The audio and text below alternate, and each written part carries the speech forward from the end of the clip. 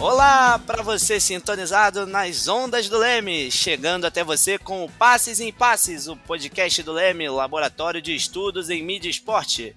Passes em Passes, o esporte como você nunca ouviu.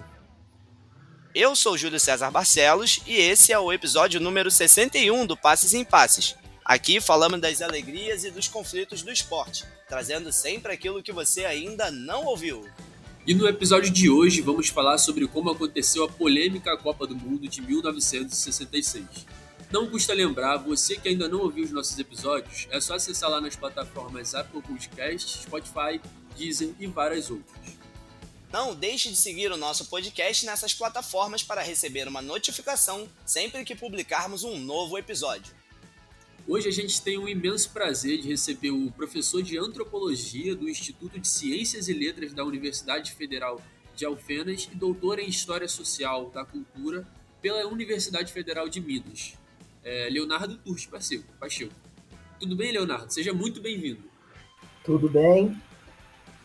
Muito obrigado pelo convite. Boa tarde para vocês todos. Eu queria agradecer ao Leme pela lembrança do meu nome. E queria agradecer a vocês do Passes em Passes pelo convite de falar sobre a Copa de 66.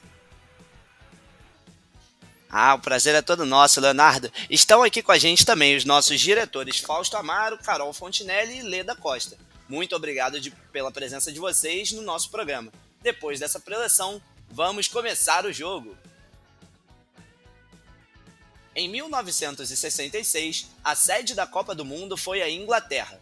O país era, até então, centro cultural do mundo, com novas tendências visuais, moças e rapazes de cabelos compridos, roupas coloridas, além do cenário mundial do cinema e da música se concentrando em Londres. Os Beatles se preparavam para a gravação do icônico álbum Sgt. Pepper's Lonely Hearts Club Band. A juventude era um fenômeno central no Brasil e no mundo. Em meio a um inevitável choque cultural, novas ideias surgiam e se conflitavam com os valores antigos. Em 66, as expectativas eram altas e o clima otimista cada vez mais crescente na imprensa brasileira. Em meio ao rock and roll e às roupas coloridas, a seleção brasileira chegava à Inglaterra nesse clima, carregando favoritismo por ter sido bicampeã nas edições anteriores. Só que as expectativas, o favoritismo, os novos tempos e o otimismo do período não eram o suficiente para anular o que acontecia nos bastidores. No Brasil, os militares comandavam o país desde 1964 através de um golpe. Já no futebol, foram diversos os problemas que a seleção enfrentou durante a preparação, indo desde interesses pessoais à indefinição da escalação da equipe titular. Se as conquistas anteriores serviram como base para a consolidação da identidade nacional brasileira, a Copa de 66 seria a confirmação das expectativas em torno da seleção.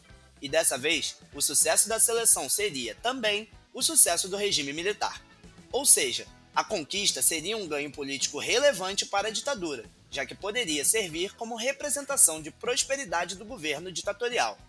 Leonardo, a gente pode afirmar que essa Copa já é, de certa forma, um projeto político da ditadura, tendo em vista as relações do regime com a seleção no período de preparação para a Copa?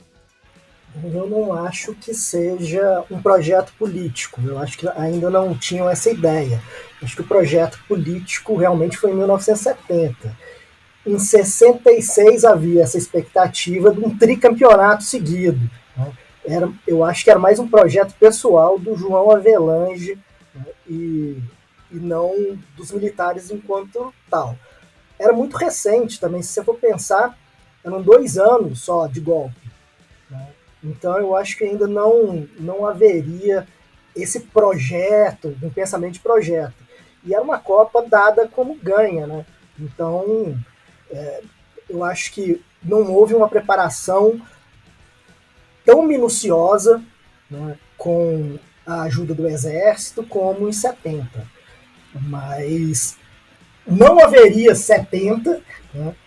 Não haveria essa preparação toda em 70 se o fracasso de 66 não fosse tão retumbante. E aí sim, pelo fracasso, eu acho que o fracasso é que ele desdobra nesse futuro projeto político, né? Balança meio que uma certeza do governo militar, que certamente ia galgar, né? Eles iam se aproveitar se houvesse o êxito, de qualquer forma. Mas eu não acho que foi um projeto ainda, não, político. Então, a gente observa que a crença de que o futebol brasileiro era superior, ela se choca com a frustração, né, diante da realidade imposta na Inglaterra. O Brasil foi derrotado pela Hungria e por Portugal, ainda na fase de grupos, sendo eliminado daquela Copa. E aí são diversas as justificativas que surgem para explicar o ocorrido. A postura da imprensa era, sobretudo, otimista, né, como o Leonardo demonstra no livro dele, principalmente com textos que fomentavam o imaginário de certeza do título brasileiro. Leonardo, tendo em vista a forma pouco cautelosa, né, pela qual a imprensa tratava a capacidade da seleção naquele período, é possível afirmar que as narrativas que foram construídas colaboraram para um aumento do peso daquela derrota? Certamente, certamente. Primeiro porque não se esperava perder. Era um título que se saiu daqui ganho. Inclusive esperava-se que a final seria Brasil e Inglaterra. A revista O Cruzeiro, depois da derrota, ela enumerou 10 questões que contribuíram para a derrota. Né? Uma delas foi o excesso de favoritismo, né? Outras foram a falta de organização da seleção. Veja bem, eram 4 times. Foram convocados 44 jogadores. Os times eram compostos por cores, né? Verde, amarelo, azul e branco. O que me impressiona era a quantidade de jogadores de talento, né, que existiam nesse período. E como eles quiseram mesclar, né, os campeões de 58, que já estavam envelhecidos, alguns deles, de 62, né, e ainda trazer uma nova geração em 66, foi muito atabalhoada a preparação. Né? Então, além desse atabalhoamento da preparação, houve esse excesso de confiança. Né? Ganhar o campeonato de véspera, isso não existe. Né? Então, contribuiu sim. Eu acho que as narrativas construídas contribuíram para esse peso, né, do fracasso. E que foi só... depois de 50, né, 66 foi um fracasso retumbante. Era a primeira vez que a seleção cairia na primeira fase, acho que é a primeira e única, né? E 2014 acabou apagando a memória, tanto de 50 quanto de 66. Eu acho que 2014 foi um divisor de águas de lembranças ou esquecimentos dos fracassos históricos, assim. Mas eu concordo, eu acho que essa expectativa era muito grande e contribuiu para esse sentimento de fracasso, né? E uma reviravolta a partir daí, né? Toda do jeito de jogar futebol, do discurso sobre qual futebol era mais eficiente, e aí, voltando à questão anterior, o que leva a esse projeto México ser tão intenso, né? Seja por essa falta de um time definido, pelo excesso de convocados ou até mesmo o envelhecimento dos atletas, muitas foram as inconsistências na preparação da equipe brasileira para o campeonato.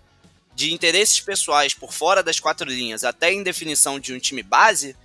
Leonardo, aí já para ambientar o nosso torcedor que está chegando aqui para o Passes em Passes, ver esse programa sobre a Copa de 66, você falou desses 10 motivos que a revista O Cruzeiro chegou a elencar, mas quais desses você acaba enxergando como sendo mais determinantes para esse desempenho abaixo, uma Copa com tanta expectativa que vinha para o torcedor brasileiro? Eu acho que foram 2. Foram o excesso de jogadores, então uma falta de organização mesmo, uma falta de time base, né? E você tem que entender que o João Avelange, tinha um projeto político que ele acabou sendo alcançado mais tarde, em 74, mas começa aí o projeto político do Avelange para se tornar presidente da FIFA. Então, a organização, tanto no campo quanto jogadores a serem escalados e tal, para você ver, são 3 partidas que o Brasil jogou. Nas 3 partidas jogou um time diferente. Foram usados 18 jogadores. Até o goleiro foi substituído na última partida. Né? Tem essa ausência de organização e tem um trabalho por trás, né, que é do João Avelange, que eu acho que prejudica um pouco a própria organização da equipe, a própria logística a própria logística para se manter na Inglaterra, para ir à Inglaterra. Então, eu acho... as narrativas, né, da mídia colocam essas questões de organização como sendo as mais definitivas, né, para o fracasso. Né? No livro que eu escrevi, eu ainda coloco a questão do envelhecimento. O envelhecimento da maioria dos jogadores, porque queriam levar os atletas de 58 e 62, a defesa estava velha, né? O Garrincha estava velho, machucado, e por aí vai. Então, eu acho que o que foi determinante foi a falta de organização. O fator preponderante foi a falta de organização, tanto da equipe quanto nos bastidores dos dirigentes. Dá para dizer então que essa salada de letrinhas aí na hora de montar a escalação foi algo que prejudicou bastante a seleção nessa Copa. A falta de organização foi tremenda, então. Fazendo agora essa breve pausa para o nosso quadro Toca a Letra.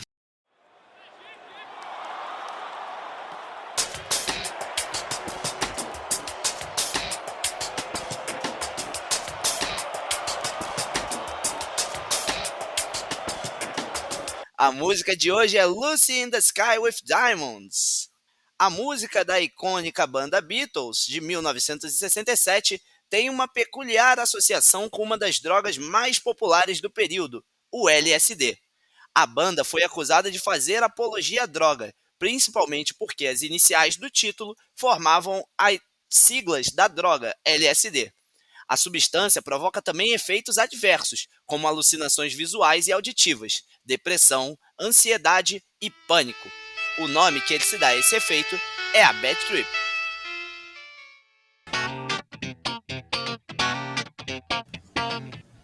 Leonardo, ainda no seu livro, você afirma que o que aconteceu com a seleção brasileira na Copa de 66 foi justamente, como o Júlio falou, uma bad trip.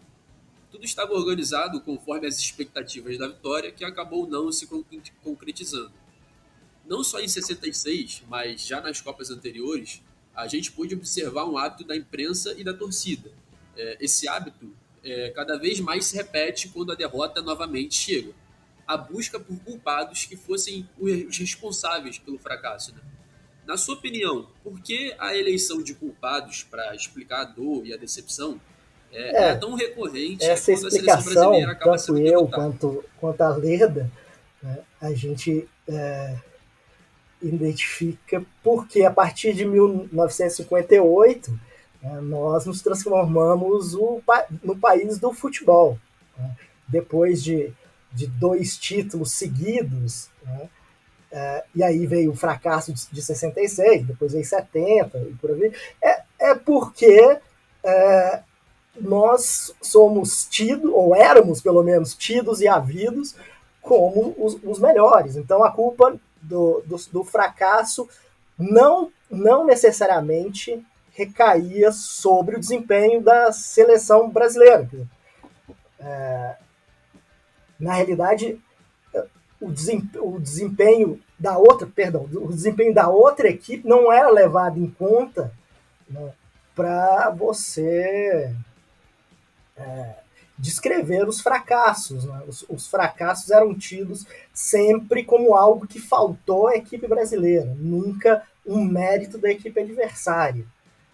E aí elegem-se culpados, né? A própria Leda coloca aí a parte de trás, zagueiros, goleiros ou pessoas que cometem erros momentâneos. Né? E é necessário, né? Na realidade, a eleição de vilões, a eleição de culpados é necessário para dar sentido para a derrota e eu acho que para espiar a derrota. Né? Para falar assim, nós somos os melhores, mas aconteceu essa coisa pontual, né? Culpa de fulano de tal. Né? Culpa do, vamos pensar em 82, culpa do Toninho Cerezo, que jogou a bola entre o Júnior e o Falcão e o Paulo Rossi pegou. Né? Culpa do Zico, que errou pênalti. Em 2014, eu acho que a partir de 2014, isso meio que se transforma. Né? É interessante ver essa transformação, porque 2014, 18 e 22 não se elegem culpados assim de forma tão peremptória, tão flagrante como em outras Copas. E talvez isso indique uma ressignificação do nosso lugar, né, e da nossa identidade cultural enquanto brasileiros praticantes de futebol. Né? Então, eu acho que, em suma, eu acho que se elegem culpados para espiar a dor e para dar significado. Se nós somos melhores, por que nós perdemos? Você falou sobre algumas vezes a gente não reconhecer a capacidade do adversário na nossa derrota. Em 66, a gente lembra que Portugal tinha um bom time, o Eusébio vinha jogando muito bem, né? Um ano excelente. A seleção brasileira acabou perecendo aí diante de Portugal. Né? Sim, mas em 66 o Portugal tinha um bom time, mas a gente não reconhecia que Portugal tinha um bom time, não. Tanto é que em 66 as narrativas, além dessas da organização, que são posteriores, né, da falta de uma profissionalização, entre aspas, no tratamento da seleção brasileira para a Inglaterra, muito ficou colocado que a derrota se deu porque eles machucaram o Pelé e porque o Garrincha estava acima do peso. Né? E aí, é muito engraçado, muito interessante, que também, em 66, culparam o goleiro, né, o Manga, nos gols de Portugal. E é super interessante perceber que eu tive a oportunidade de ver os jogos na íntegra, e eu até digo que o jogo determinante não foi Portugal, foi Hungria. E eu fiquei espantado com o jogo dos húngaros. Assim. É possível ver no YouTube, enfim. Era uma velocidade impressionante. Eu não imaginava uma velocidade dessa em 1966. Então, a equipe húngara em 66 ela era muito veloz. E é interessante. Parece que o Brasil tá jogando ainda na velocidade de 62 e os húngaros estão correndo demais. Ao passo que Portugal já é uma equipe, o Brasil chega para jogar com Portugal tendo que vencer de 2 gols de diferença. Pelé machucado, aí batem mais no Pelé, e aí tem que ver também que não havia substituição em 1966. Se algum jogador, até 66, se algum jogador se lesionava ou recebia cartão, a equipe jogava com 10 o restante da partida. E aí o Pelé é caçado, né?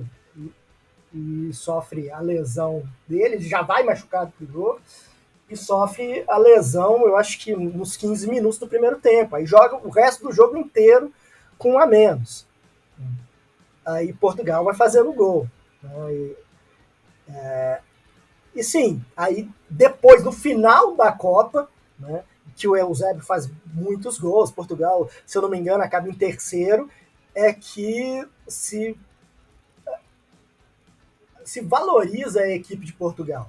Porque até então, né, seria um jogo difícil, né, mas não impossível, né, de se vencer. Na realidade, o jogo anterior com a Hungria, inclusive, determina, é, eleva essa dificuldade contra Portugal. É interessante perceber isso. Se vocês tiverem oportunidade de ver essa partida no YouTube, é muito legal, muito, muito bacana. Ver como a Hungria joga. Porque parece um pouco, muito mal comparando, com a Holanda na velocidade de 74.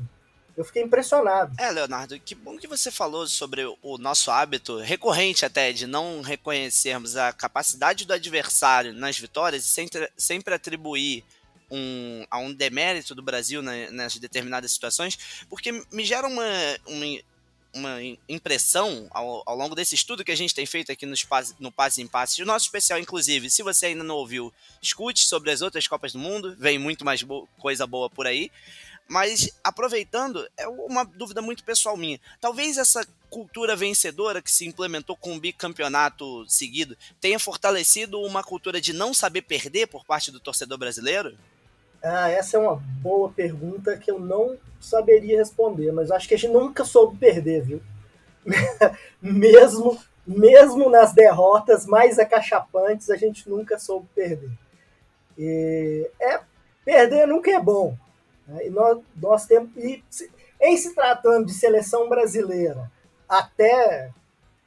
vamos lá, até 2002, né, a identificação era muito grande, né? Muito grande entre torcida e seleção. Então, perder dava uma sensação de desespero mesmo, de ausência, assim, digamos assim, de ausência de tristeza. É interessante como a partir de 2006, né, 2006, 2010, 2014, me parece que essa sensação de perda, apesar da gente continuar não gostando, não causa tanta tristeza quanto causava anteriormente.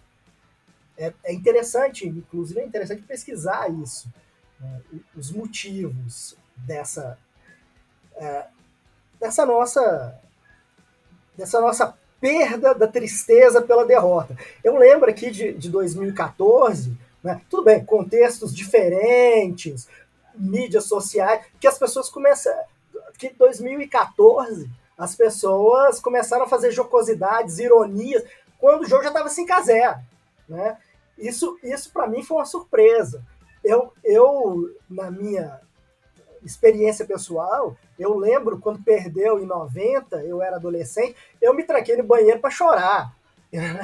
E agora a gente ri, já espera que não vai ganhar. Eu acho que a gente nunca soube perder, mas acho que a derrota está ficando menos sofrida pelo menos nos últimos 12 anos. E vai fazer 20 anos, né, do último campeonato mundial, né?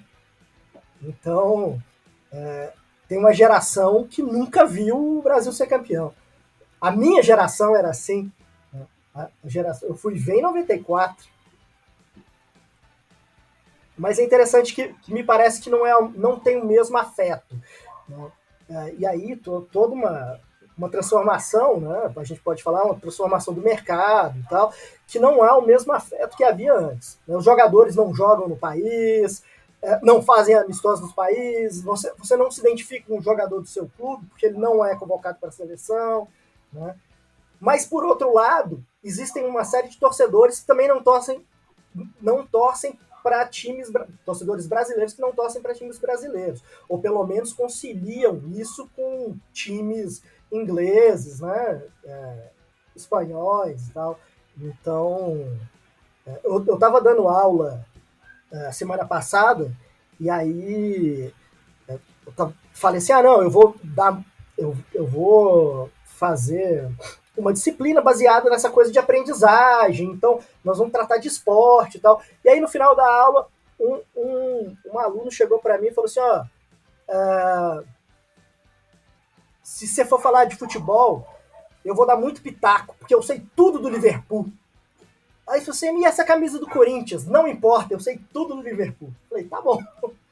Então tem essas transformações, que eu acho que afetam um pouco as emoções. Tá aí, esse é o grande Leonardo Turque no episódio de número 61 do Passes em Passes, o esporte como você nunca ouviu. Compartilhe o programa com seus amigos e nos ajude a fazer o podcast. Tem alguma sugestão de pauta? Tem perguntas? Entra lá no @LemeWerge no Facebook e no Instagram e converse com a gente. O nosso quadro LemeCast Club é a hora de você, ouvinte, participar do programa. Dessa vez, após abrirmos a caixa de perguntas, escolhemos o questionamento do @GusReal lá no Instagram. Fala, Leonardo, durante a Copa de 66, havia um boato de que a FIFA estava favorecendo as seleções europeias através da arbitragem. Essa Copa, inclusive, foi chamada de a Copa da Violência. Como você enxerga esse cenário? Você concorda que houve um favorecimento dos europeus em relação aos sul-americanos? Não, eu não concordo, mas o que se desdobra de todos esse discurso que foi um favorecimento dos europeus frente aos latino-americanos é que isso compõe um discurso e compõe uma força política que faz o Avelange, né, conseguir juntar toda a América Latina contra a FIFA, né, e contra o Stanley Ross, né, para falar assim, os árbitros favoreceram os europeus e desfavoreceram os latino-americanos e os africanos e tal. Então, eu acho, a perspectiva política do Avelange, né, esses outros continentes, africano, América Latina, teriam que ter maior espaço, né, de comando e de mando na FIFA. E é a partir daí que os dirigentes latino-americanos, né, argentinos, uruguaios, né, compõem com a Avelange para que ele seja eleito presidente da FIFA em 74. Né. O discurso foi esse, uma Copa muito violenta, né, e que a arbitragem favoreceu os europeus. Isso muito por conta de Brasil e Portugal, que caçaram o Pelé nos 15 primeiros minutos. E por conta também do famoso episódio, eu não sei a pronúncia do jogador argentino, mas acho que é Ratim, né? que ele inclusive que ele está jogando com a Inglaterra, cospe nos torcedores, bate nos ingleses, e eles são chamados de animais, e a partir daí, e ele é expulso sem saber que ele tinha sido expulso, e a partir daí que criam os cartões para os árbitros comunicarem com os jogadores, né, de línguas diferentes, enfim. Mas eu não acho, não. Agora, que é muito suspeita uma Copa que é vencida em um lance duvidoso, e que talvez se houvesse VAR naquela época, a Inglaterra não venceria, não sei. Mas eu acho que não é um favorecimento assim, não. Mas o discurso é esse. O discurso dos brasileiros, dos argentinos, né, dos dirigentes, da mídia é esse. Deixaram bater e roubaram, e nós perdemos porque foi roubado. E aproveitando isso que você falou, esse lance que você falou ficou bem conhecido, né? Que foi o gol da Alemanha, que entra mais de 30 centímetros para dentro da meta da Inglaterra e o juizão não viu. E aproveitando o gancho com o que o Leonardo falou sobre a FIFA e sobre a classe dirigente, a gente tem um episódio novo no forno saindo já com o Sérgio Setani lá do Ludopédio sobre a história política da FIFA, com os relatos aí do ex-presidente da entidade, o João Avelange. Obrigado pela sua audiência. Tá gostando do Passes em Passes? Agora vamos para o nosso quadro Ondas do Leme.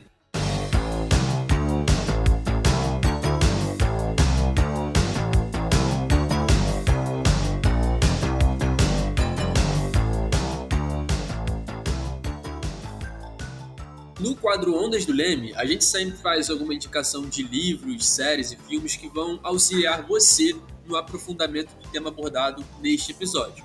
Leonardo, você tem alguma recomendação para os nossos ouvintes sobre a Copa de hoje?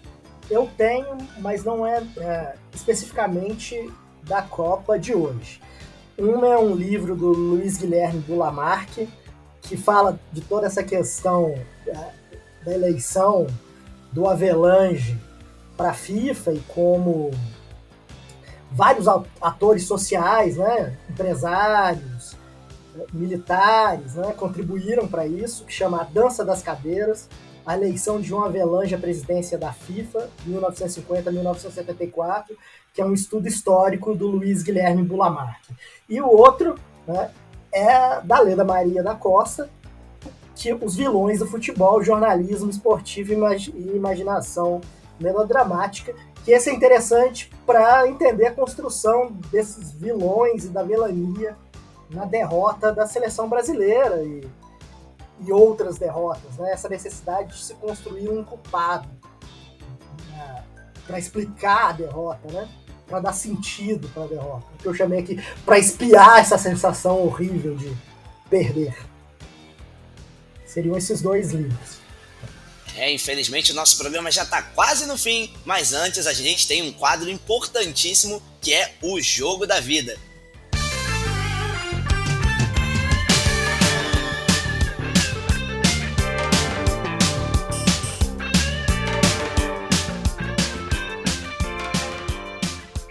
Leonardo, qual o jogo que marcou a sua história? Em qual momento o esporte entrou na sua vida? Quando é que você teve certeza de que você era, como a gente, um apaixonado pelo esporte? Cara, eu tenho vários jogos que entraram para minha vida, mas eu vou te dizer que entre 1980 e 1983, eu era menino, né? Eu tinha 6 anos, até 8, e aí eu morava no interior de Minas Gerais, em Viçosa. E a gente jogava bola na rua. Então eu acho que o futebol entrou na minha vida jogando bola na rua. E é muito curioso, porque era praticamente esse o espaço que a gente jogava. Bola na rua mesmo, de parar pro carro, de parar o jogo, todo mundo ir pra calçada, pros carros passarem. Não eram muitos carros, mas enfim, na década de 80, no interior, mas jogava bola, assim. E na minha casa, por uma questão política do meu pai, que na época ele era super comunista, a gente não tinha TV. TV era alienante. Então, as minhas memórias são poucas da televisão. Mas é interessante que em 1981 compraram a TV lá para casa. Então, eu sou atleticano. Eu lembro de um campeonato mineiro pela TV, né? Eu lembro que eu fiquei acordado para ver o Flamengo jogar contra o Liverpool, veja você, e pequeno, né? Tipo assim, 7 anos. E um jogo que me marcou muito, mas me marcou em retrospecto, foi o Brasil versus Itália de 1982. Eu era pequeno, né? 82 eu tinha 8 anos, né? E meu avô é italiano, e aí meu avô morava em Goiânia. E aí meu pai, ele falou assim, vamos ligar pro seu avô pra gente sacanear ele. Vamos perguntar para ele assim, quanto é que vai ser o jogo? Vocês vão tomar de quanto? Né? E aí eu não lembro muito do jogo, né? Eu não sei, não lembro, não tenho memórias do jogo, mas eu lembro dessa ligação e da ligação depois. Aí meu pai falou assim, agora nós vamos ter que ligar pro seu avô para pedir desculpa e desejar boa sorte. Então essas são as minhas lembranças assim iniciais. E aí eu tenho uma lembrança muito, muito divertida, assim, porque meu avô morava em Goiânia. Ele era um italiano que estava em Goiânia. E ele era torcedor do Goiás e tal.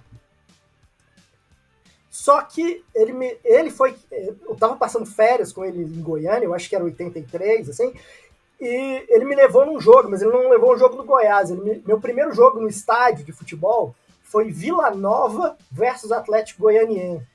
Uma pelada desgraçada. E, tipo assim, sabe a coisa que mais me marcou nesse? É que quando eu entrei no estádio, eu não ouvia a narração não havia narração. Na minha cabeça, né, de menino, a narração que eu ouvia na televisão era a mesma que o pessoal do estádio ouvia. Né? Essa foi uma coisa, é uma anedota curiosa. Mas é isso.